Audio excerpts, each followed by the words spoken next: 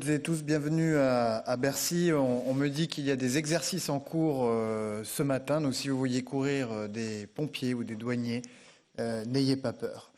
Monsieur le Président, cher Philippe, Monsieur le rédacteur en chef, cher Adrien, félicitations pour l'organisation de cette belle journée consacrée à la 5G. Les évolutions technologiques du secteur des télécommunications sont en effet appelées à irriguer notre économie et renforcer la compétitivité de nos acteurs. À ce titre, la 5G industrielle est appelée, cher Philippe, à s'établir comme un levier de compétitivité et de réindustrialisation et a fortiori un outil de souveraineté industrielle et numérique. Le président de la République l'a d'ailleurs rappelé lors de son intervention il y a quelques jours dans Les Échos.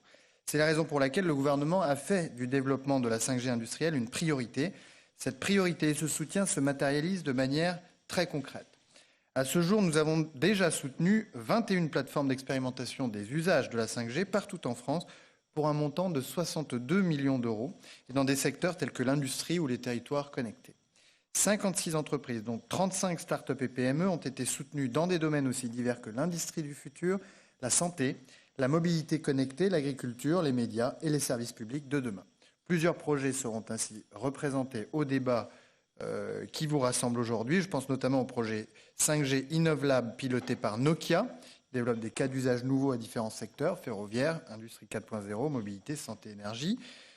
Living Lab 5G, piloté par la SNCF, dont l'objectif est de créer une plateforme d'expérimentation 5G au sein de la gare et du technicentre de la SNCF à Rennes. 5G Vertical ISS, piloté par Alsatis, qui vise à développer au CHU de Toulouse une solution verticale 5G interopérable, souveraine et sécurisée pour assurer la couverture 5G des bâtiments, des services de géolocalisation et une interopérabilité avec les réseaux existants. Et puis enfin, le projet 5G Steel, déployé dans l'usine ArcelorMittal à Dunkerque, qui facilite le travail en situation de mobilité grâce à une optimisation des inspections, des audits de sécurité et de maintenance et la gestion du recyclage de l'acier. Ces premiers cas d'usage démontrent ainsi comment la 5G pourra dynamiser notre industrie et la rendre plus compétitive.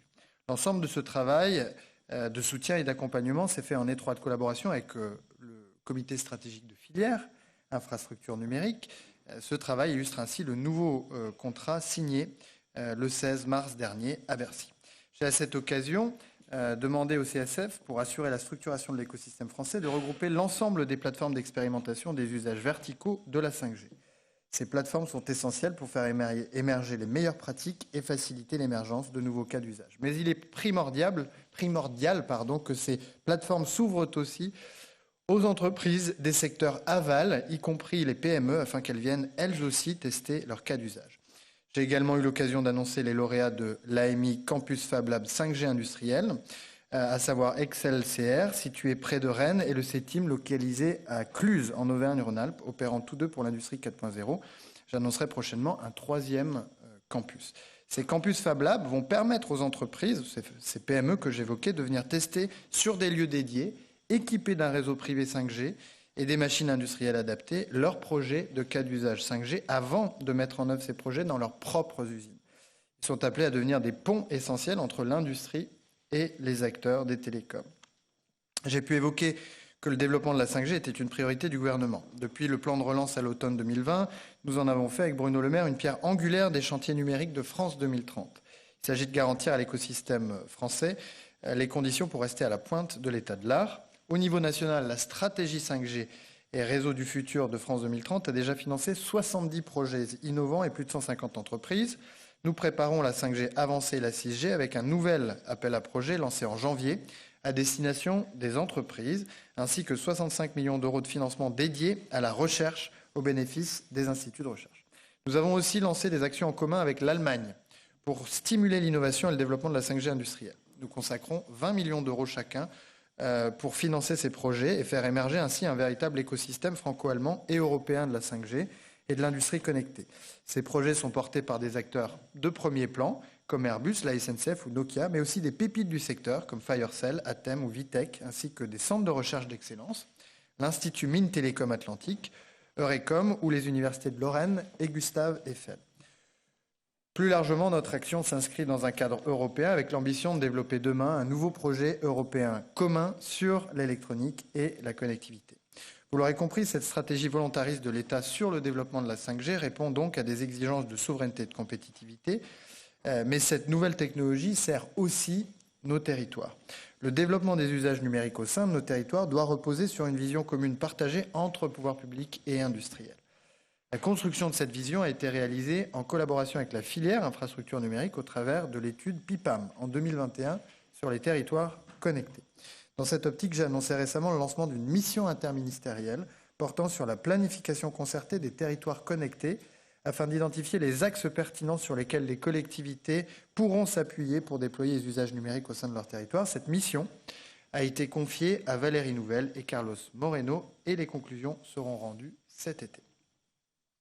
Je tiens ainsi à souligner que les plateformes 5G soutenues par notre stratégie d'accélération offrent aussi des cas d'usage au profit des territoires connectés.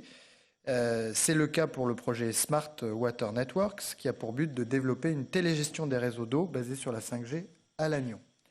Ce projet permettra de massifier les mesures sur le terrain pour assurer le traitement local des données collectées et faciliter la prise de décision et par conséquent éviter des pertes d'eau générées par les fuites dans le réseau, un sujet brûlant d'actualité si l'on peut dire. J'en profite pour féliciter la ville de Toulouse, représentée, me dit-on, par le vice-président Bertrand Serp, que je n'ai pas aperçu dans la salle, peut-être le sera-t-il un peu plus tard dans la journée, qui est vice-président du numérique de Toulouse Métropole.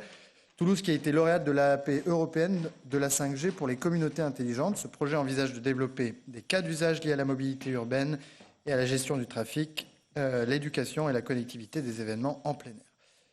Ces événements qui nous rassemblent pour parler de la 5G et s'approprier les usages et avancées de chacun me permettent en général, et c'est le cas ce matin, de réaffirmer l'engagement et la mobilisation de l'État à vos côtés pour réussir cette transition technologique et faire en sorte que la France et l'ensemble de nos entreprises puissent en bénéficier pleinement.